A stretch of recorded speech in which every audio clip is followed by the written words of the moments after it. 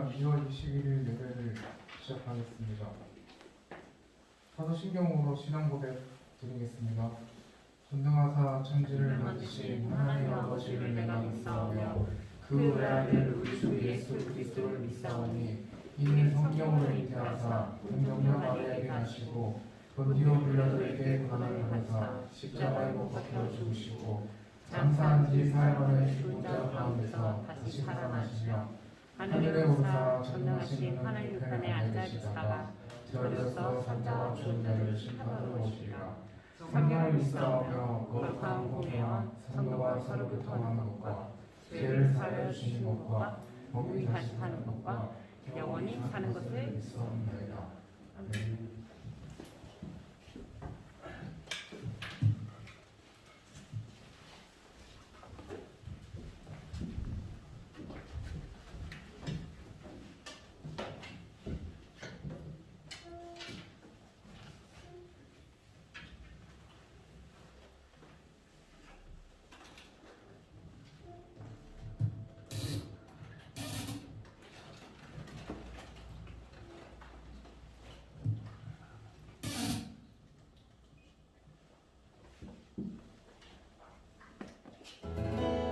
할렐루야. 아멘. 반갑습니다. 네, 우리 옆에 분들과 그렇게 인사를 좀 했으면 좋겠습니다. 하나님이 당신을 기뻐하십니다. 한 번 더 인사해 볼까요? 하나님이 당신의 예배를 기뻐하십니다. 하나님이 당신의 예배를 기뻐하십니다.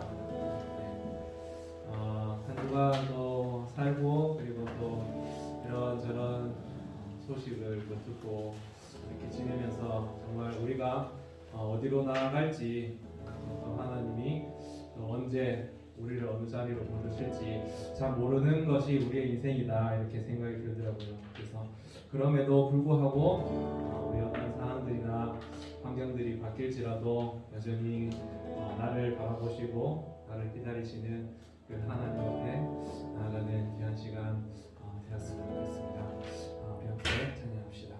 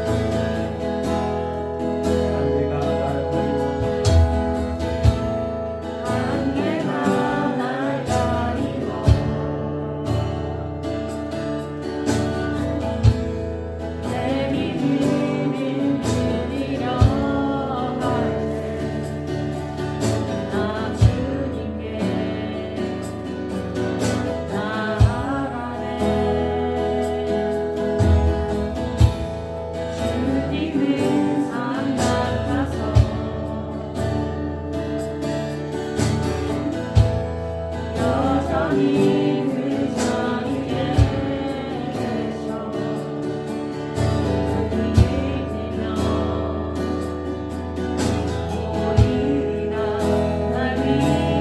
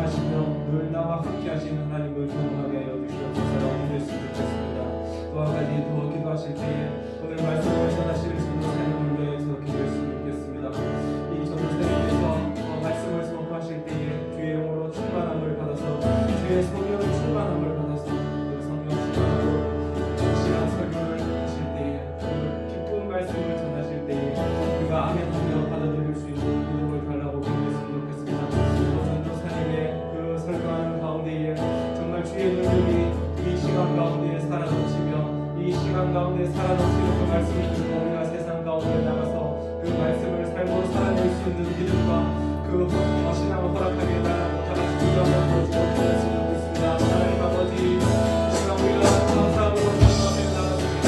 하나님 아버지, 주의 말씀을 위하여 살아가는 주의 힘을 다하는 주님으로 살아주시옵소서. 오늘 이 시간에 나를 산이 주의 자리하고 오늘 이 순간 말씀하시는 그 말씀을 주님으로 주님 앞에 나아가니 주님 이 시간 우리의 길을 주시고 마음을 열기를 주시옵소서. 그래서 행복하게 부르시는 시간과 같이 우리가 주님의 길을 살아갈 수 있도록 주님의 길을 걸어갈 수 있는 자를 주님으로 감사하옵소서. 우리의 말씀을 선포하시는 그들 가운데 주의 힘으로 충만케 하시옵소서. 충만한 말씀 따라서 우리가 그 말씀을 복음을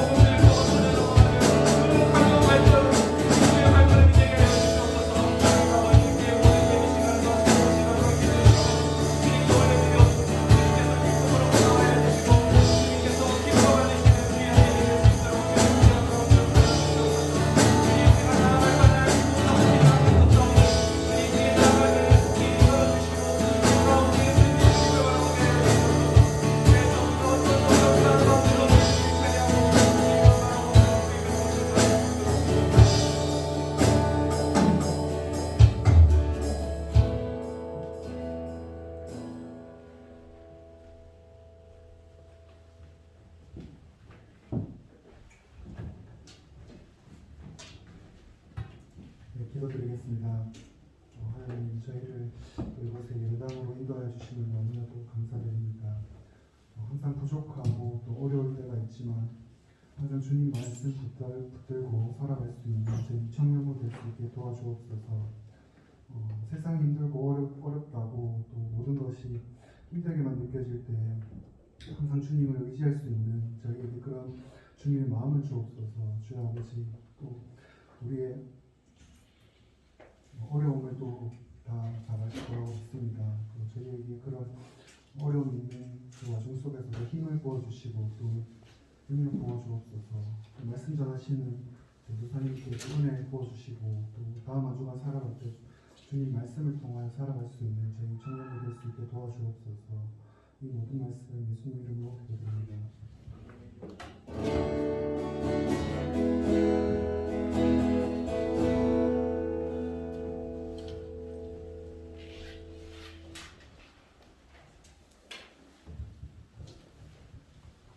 성경 공독하겠습니다. 오늘 우리 하나님 주신 말씀은 마태복음 14장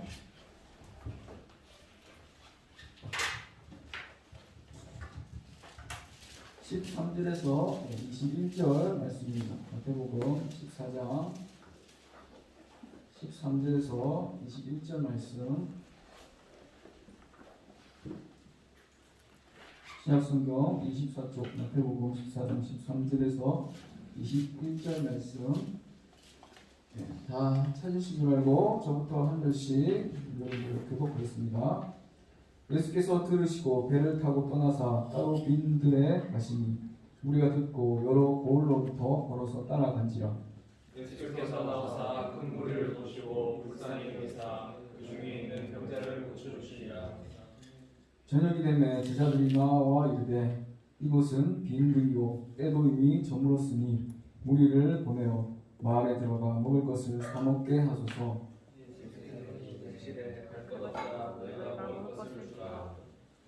제자들이 이르되 여기 우리에게 있는 것은 떡 5개와 물고기 2마리 뿐이니이다. 이르시되 그것을 내게 가져오라 하시고 무리를 명하여 잔디 위에 앉히시고 떡 5개와 물고기 2마리를 가지사 하늘을 우러러 축사하시고 떡을 떼어 제자들에게 주시매 제자들이 우리에게 주니 다 배불리 먹고 남은 조각을 모두 가구에 차게 거두었으며 같이 읽겠습니다.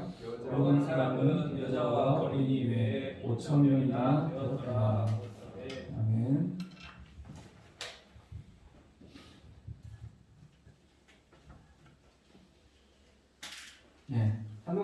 한 주간 잘 지내셨습니까?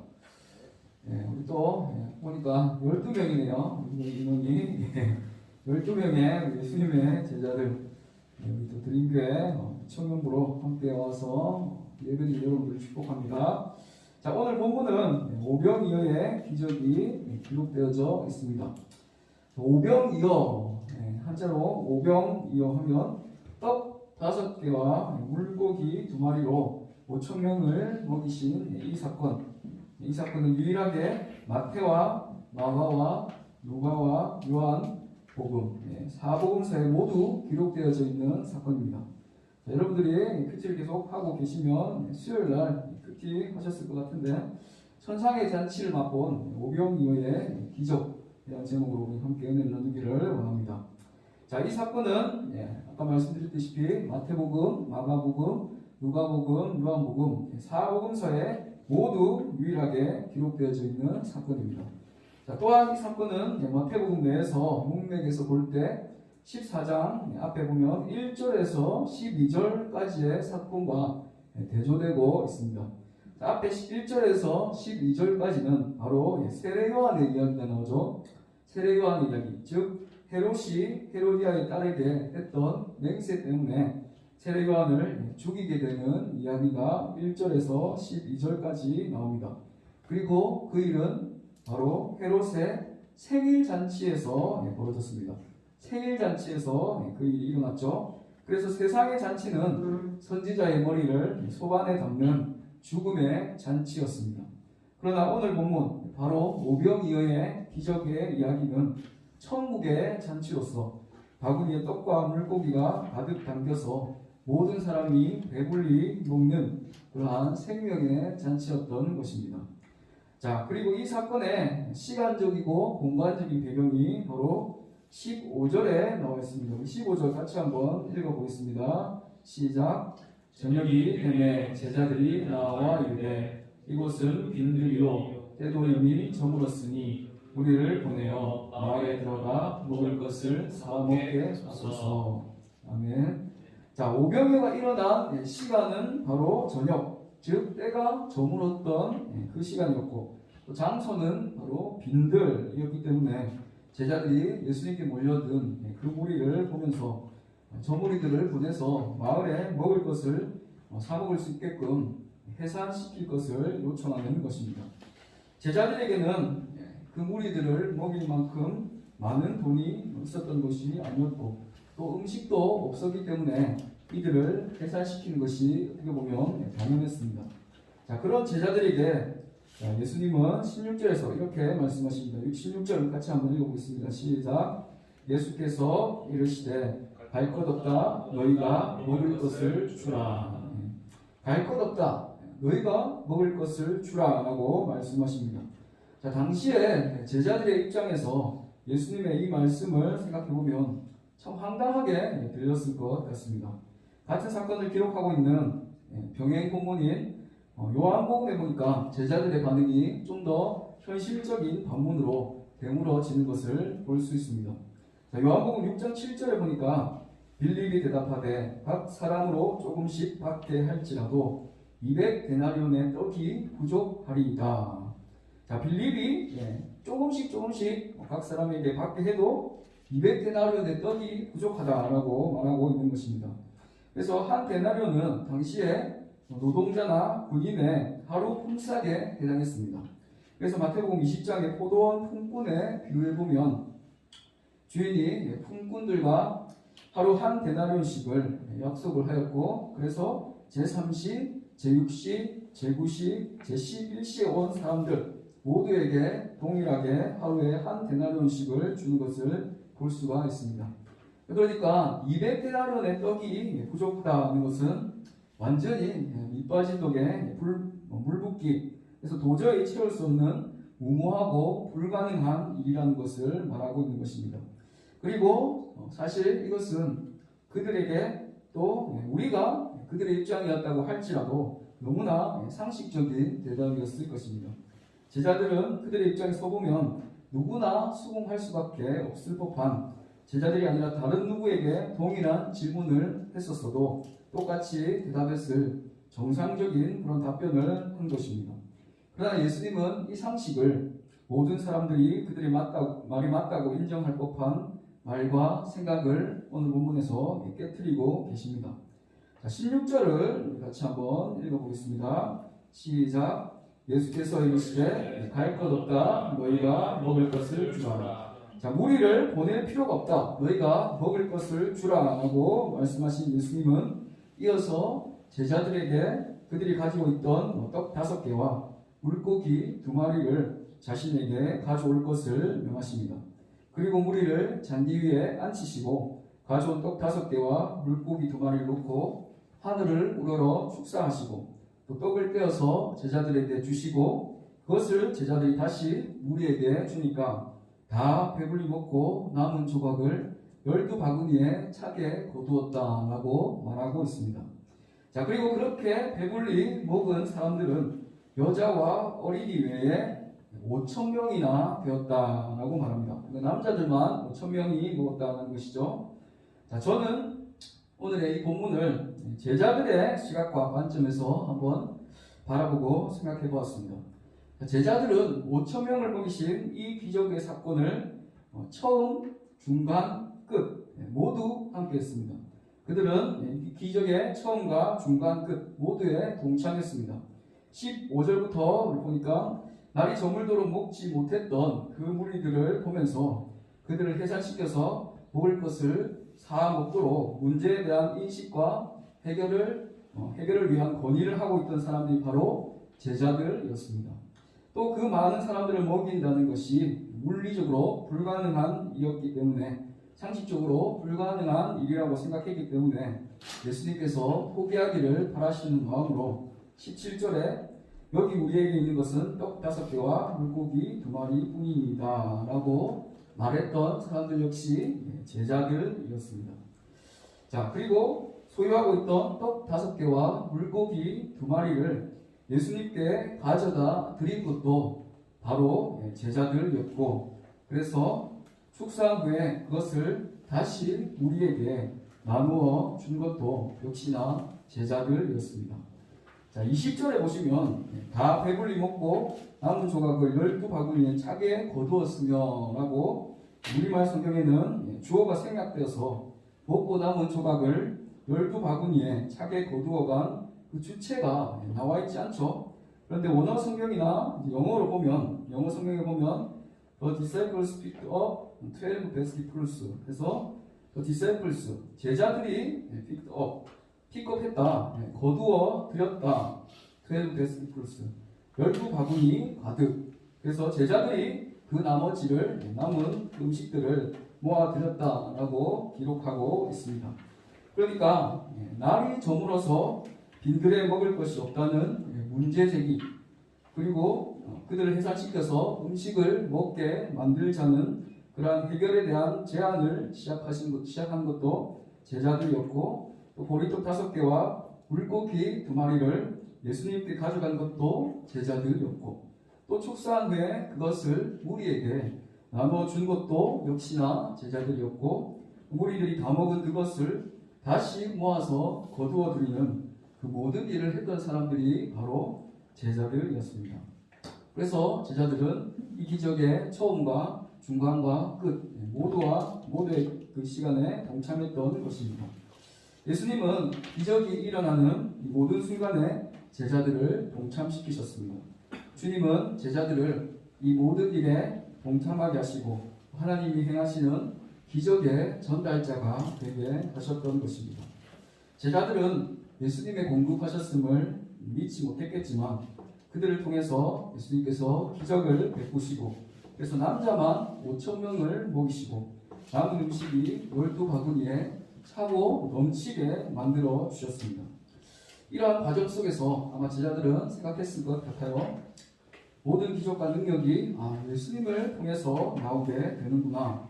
그리고 자신들은 그러한 은혜의 전달자라는 것을 제자들은 학습했을 것입니다. 우리가 하나님 나라의 역사에 참여한 방식도 바로 이와 같습니다.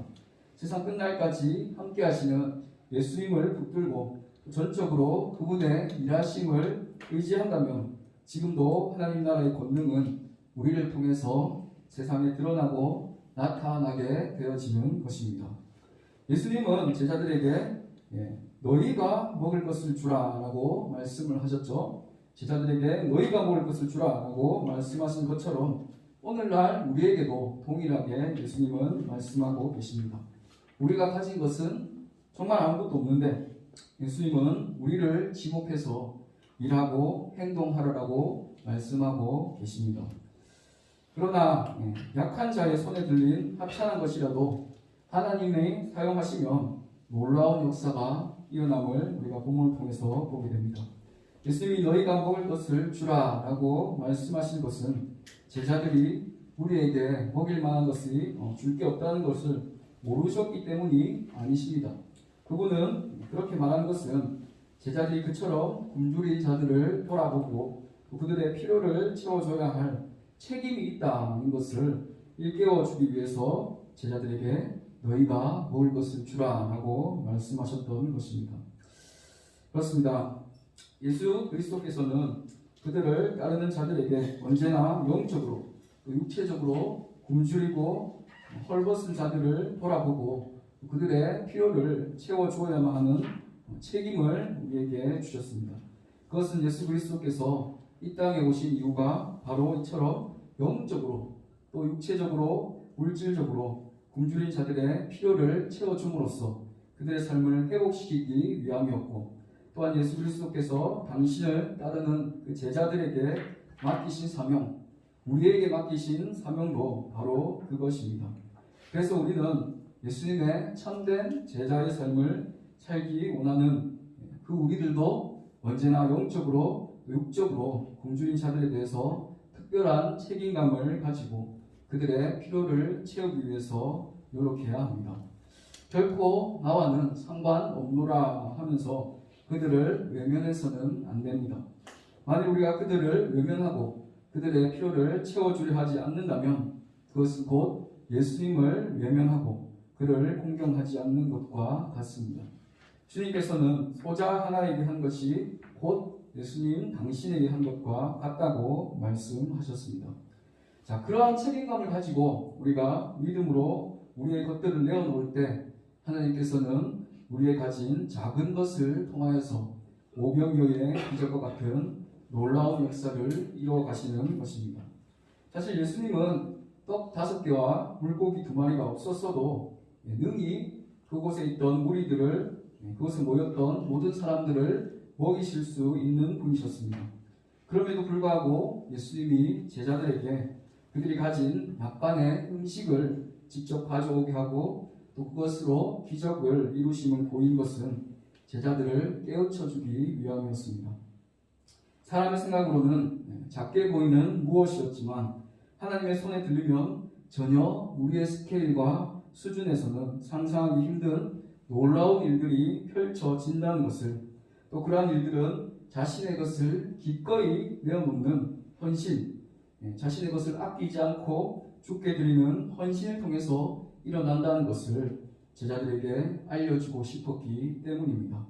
그리고 그렇게 우리의 것을 들여서 믿음으로 영적 또 육적으로 굶주리는 신음하는 사람들을 채워주는 사람으로 살라는 것입니다. 구약의 열왕기상 17장에도 이와 비슷한 이야기가 나옵니다. 사르밧 과부의 이야기죠. 사르밧 과부는 그녀가 가지고 있던 모든 것, 즉 한 줌의 가루와 조금의 기름으로 떡을 만들어서 먼저 엘리야에게 가져갔습니다. 그러자 하나님께서 친히 그 과부와 함께 하시고 역사하셔서 기근이 끝나기 전까지 그녀의 가루통에 가루가 다하지 않고 또 그녀의 기름병에 기름이 다하지 않는 놀라운 일들을 보여주셨습니다. 우리 손에 있는 것의 크기를 보지 않기를 바랍니다. 떡 5개와 물고기 2마리처럼 또 한 줌의 가루와 기름처럼 작은 것이라도 전능하신 하나님이 능력을 베푸시는 통로가 될 수가 있는 것입니다. 아무리 작은 것이라도 예수님의 손에 들어가는 순간 모든 것이 해결됩니다. 그곳에는 참된 만족과 풍성함이 있습니다. 우리가 가진 것의 크기나 양은 그렇게 중요하지 않습니다.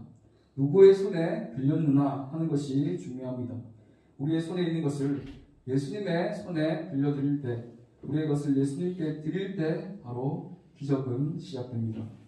우리 모두는 바로 이 거저주라 하는 예수님의 말씀에 늘 순종함으로 삶 가운데 늘 기적과 같은 역사를 이루는 하나님의 믿음의 사람들로 살 수 있기를 소망합니다. 오늘 말씀을 읽겠습니다. 세례 요한의 죽음 다음에 기록되어져 있는 이 오병이어의 사건은 천국의 풍성한 잔치를 대조적으로 우리에게 잘 보여주고 있습니다. 헤롯의 생일잔치 때는 선지자의 머리를 소반에 담은 세상의 죽음의 잔치였죠. 그런데 오늘 오병이어의 잔치는 굶주린 모든 사람들이 배불리 먹고 기쁨과 행복이 넘쳤던 생명의 천상의 잔치를 보게 됩니다.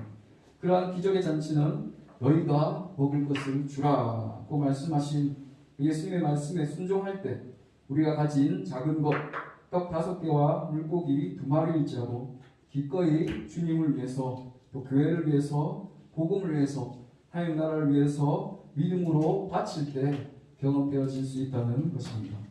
나의 손이 아니라 하나님의 손에 들릴 때 우리의 상식으로는 우리의 생각으로는 이해할 수 없고 예측할 수 없는 하나님의 역사하심을 맛볼 수 있다는 사실을 기억하면서 하나님께서 원하실 때 지금 곧 즉시 그분의 손에 건넬 수 있기를 소망합니다. 그렇게 하나님의 강함과 기적을 삶 가운데 늘 체험하고 경험하는 우리 청년부 모든 지체들 되기를 주님의 이름으로 축복합니다. 네, 함께 들은 말씀을 받은 말씀을 기억하면서 찬양하겠습니다.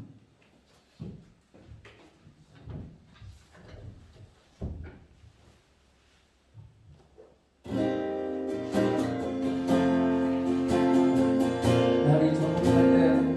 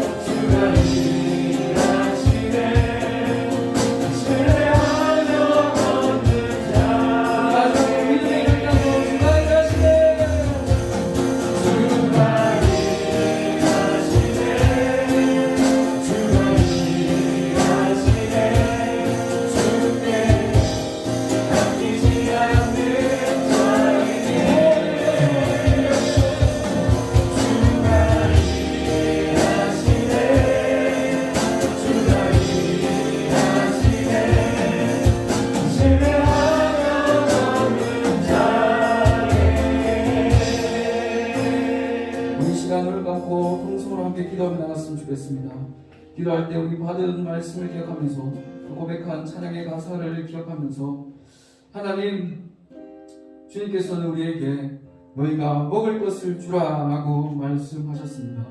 주님의 그 마음, 지체들과 또 복음을 알지 못하는 사람들에게 예수님의 그 국률한 마음을 우리가 가지고 우리가 품고 그 마음으로 우리 하나님 나라와 복음을 위해서 기꺼이 내어놓는 자들로 살기를 소망합니다. 그리하여서 우리의 작은 것들 떡 5개와 물고기 2마리뿐이지만 하나님의 손에 들려 쓰임받게 될 때 우리의 수준에서는 상상도 하지 못할 놀라운 기적들과 역사들을 체험하고 경험하는 우리 모두가 되게 하여 주시옵소서. 믿음으로 우리 모든 것들 주님께 드려드릴 수 있는 한 사람 한 사람 될 수 있게 주님 인도하여 주시옵소서. 우리 주여 한번 부르짖고 통성으로 기도하며 나가겠습니다. 주여,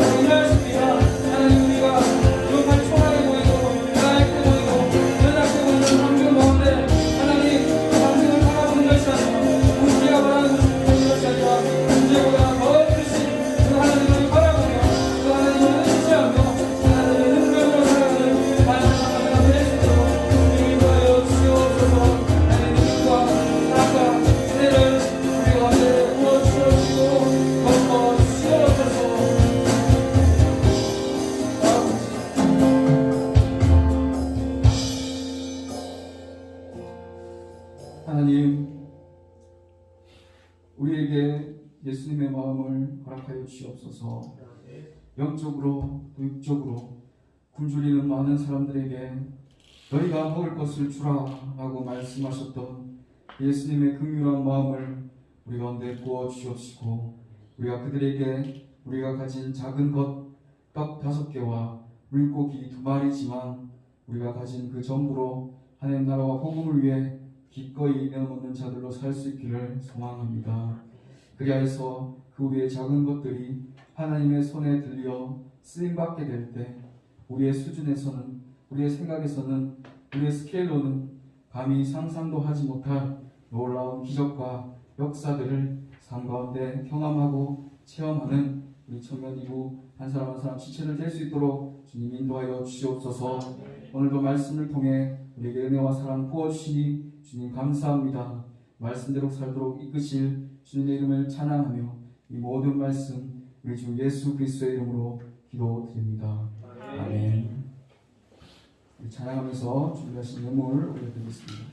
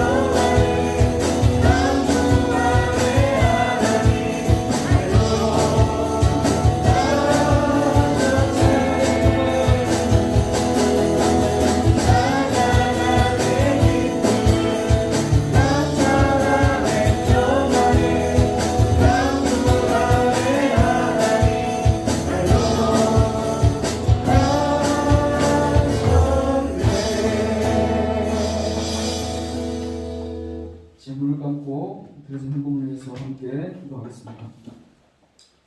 나와 나의 백성이 무엇이기에 이처럼 즐거운 마음으로 드릴 힘이 있었나이까.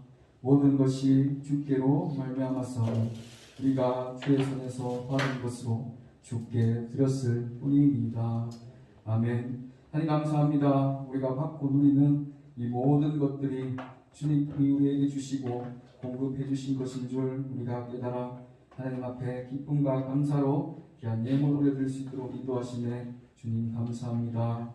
주님께서 예물을 기쁘게 받아 주시옵시고 연락하여 주시옵소서.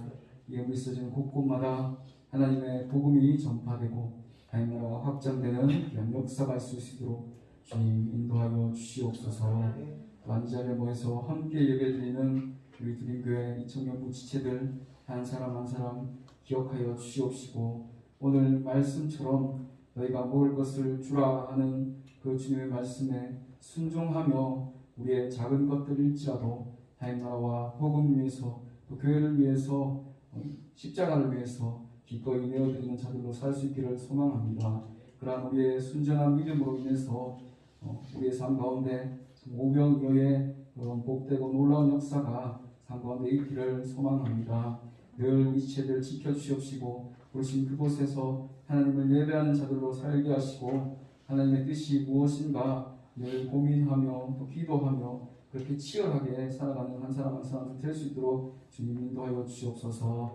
주님께서 이들의 어려움과 또 환경과 상황과 여건과 또 필요들을 아시오니 가장 좋은 길로 가장 선한 방법으로 이들을 인도하여 주시옵소서. 우리의 모든 시간 하나님 안에서 또 예수 그리스도 안에서 십자가 안에서 복음 안에서 참된 평안과 안식을 누리는 야고 복된 주님의 시간 되기를 소망하며 이 모든 말씀 예수 그리스도의 이름으로 기도드립니다. 아멘. 주기도문 하겠습니다. 하늘에 계신 우리 아버지여 이름이 거룩히 여김을 받으시오며 나라가 임하시며 뜻이 하늘에서 이루어진 것 같이 땅에서도 이루어지이다. 오늘 우리에게 일용할 양식을 주시옵고 우리가 우리에게 죄 지은 자를 사하여 준 것 같이 우리 죄를 사하여 주시옵고 우리를 시험에 들게 하지 마시옵고 다만 악에서 구하시옵소서. 나라와 권세와 영광이 아버지께 영원히 있사옵나이다. 아멘.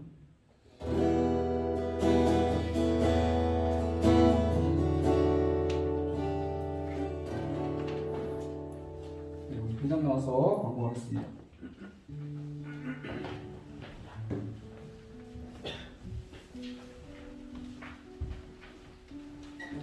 권고하겠습니다.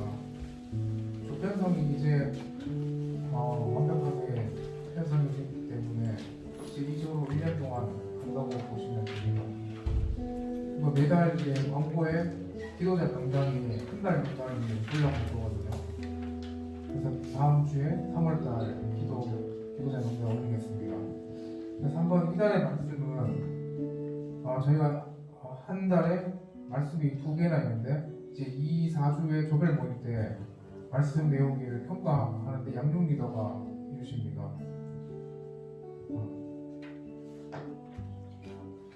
그리고 저희가 생각하고 있는 게 청년 2부 모두가 이제 일을 하는 것을 지금 생각하고 있어서 지금 잡을 지금 조금씩 정하고 있거든요. 그래서 지금 4분께서 아직 잡이 없으신데 저희가 좀 생각을 해서 그 잡을 정하도록 하겠습니다.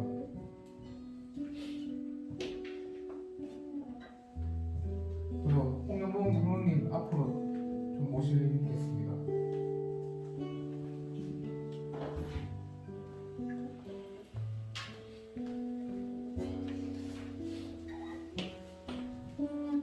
이번 2021년에 저희 청년 기부를 협력해 주시고 저희에게 조언해 주시고 기도해 주실 홍영봉 장로님이십니다.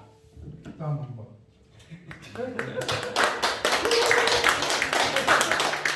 반갑습니다. 언제라도 불러주실 줄 알고 기다렸었는데 오늘 제가 찾아왔어요.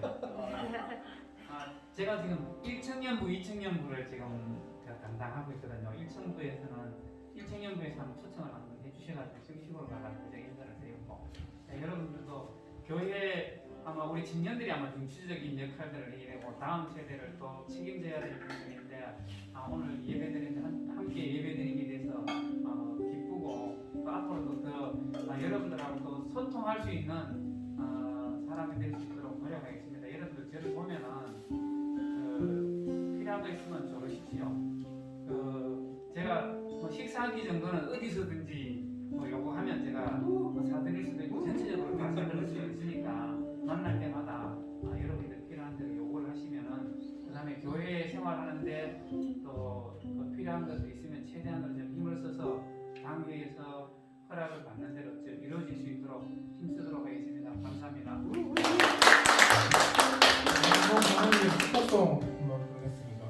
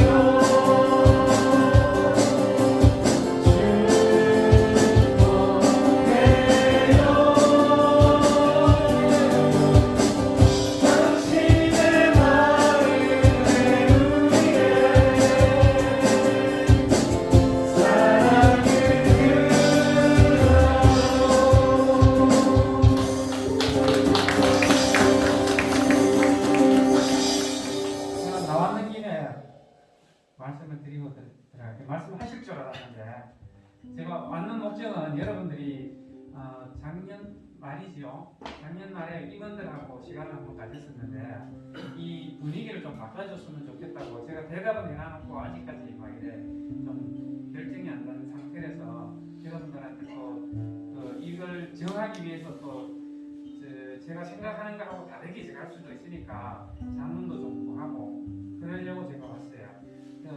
그때 요구했던 게 뭐냐면은 이 천장을 다 드러내고 빈티지로 하고 그다음에 이중창으로 해가지고 이제 좀 아늑한 분위기로 좀 했으면 좋겠다 그런 제안을 받고 최대한으로 힘쓰도록 하겠다 그렇게 답변을 드리고 아직까지 실행을 못했어요.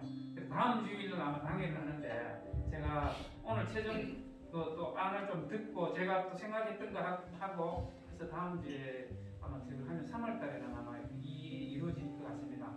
저 뒤에 방에는 아늑하게 바닥에 보일러 넣고 창문을 이중창으로 해가지고 좀 따뜻하게 하는 그런 쪽 구상을 했고요. 그 다음에 이 전면에 이쪽을 가지고 창을 다시 지금 하려니까 비용에 비해 가지고 효율이 너무 없는 것 같아요. 그래 앞으로 이 하더라도 이 커튼도 이게 청소년부가 있을 때 했던 건데 뭐 오래된 게 아니거든요. 아마 아니면 이거 비용이 안 크니까 여러분들이 아이디어를 내가 더 좋게 할 수 있으면 하시면 될 것 같고 이쪽 창문 3개는 그러니까 이중으로 할 수 있도록 바꾸고 그 다음에 천정을 제가 빈티지로 하는 걸 얘기를 들었었는데 문제가 뭐냐면은 빈티지를 하게 되면 지금 우리가 계획성 있게 했으면은 위에 천정이 깔끔하게 되는데 재작년에 청소년부실에 그때 당시에 모 권사님이 부장님이 있었는데 그때 빈티지를 원해가지고 하다가 덮어버렸어요. 왜냐하면 여기에 천정 위로 보면은 미장이 안 깔끔해요. 여기도 마찬가지인데 그때 당시 30년 전에 단열을 한다고 아이스그라이라고 스티로폴라고 껴놓은 그 미장으로 해가지고 좀 불치더라거든요. 근데 그 단점 그거는 나중에 그 하게 되면 내가 요번에는 그때는 그 비용을 안 넣고 계산 뜯어보니까 그래가지고 결국은 덮어버렸고 여기는 다시 미장을 하면 뭔가 깔끔하게 되는데 문제가 뭐냐면은 에어컨 배관이 이게 조금 무실수하게 돼 있어요. 뜯어보면은 이게 딱 각 잡아가지고 미리 생각을 하고 있으면 각을 잡아가 가지런하게 놓으면 되는데 아마 이 뜯어보면 이 부분이 조금 안 깔끔할 거예요. 그래서 그거는 아마 여러분들이 이거 뜯어놓고 난 뒤에 뭐 결정을 해도 야, 이대로 해도 좋겠다 아니면은 제가 청소년부에서 이걸 하니까 배관만 바꾸는데 한 150만 원이 들어가더라고요. 그냥 놔두고 써도 되는 건데 보기가 안 좋아서 바꾸는데 비용이 그만큼 들어가가지고 결국은 천정을 다 덮어버렸어요. 그래서 하여튼 그 부장 권사님하고 싸우면서 많이 싸웠었어요 그때요. 그러니까 그거 좀 생각하시고 아마 이번 주일날 당일에 제가 비용하고 올려서 결정되는 대로 시행을 하도록 하겠습니다. 혹시 지금 당장 이래 혹시 여러분들 뭐 떠오르는 게 있습니까? 어떻게 바꿔서 줬으면 좋겠다. 지금 바닥하고 요거는 또 했는지 얼마 안 되기 때문에 바닥에 한번 손댈 일이 있을 거예요. 전에 한 번은 보일러를 깔아가지고 민발로 들어올 수 있는 거 했으면 좋겠다 하는 얘기도 있었는데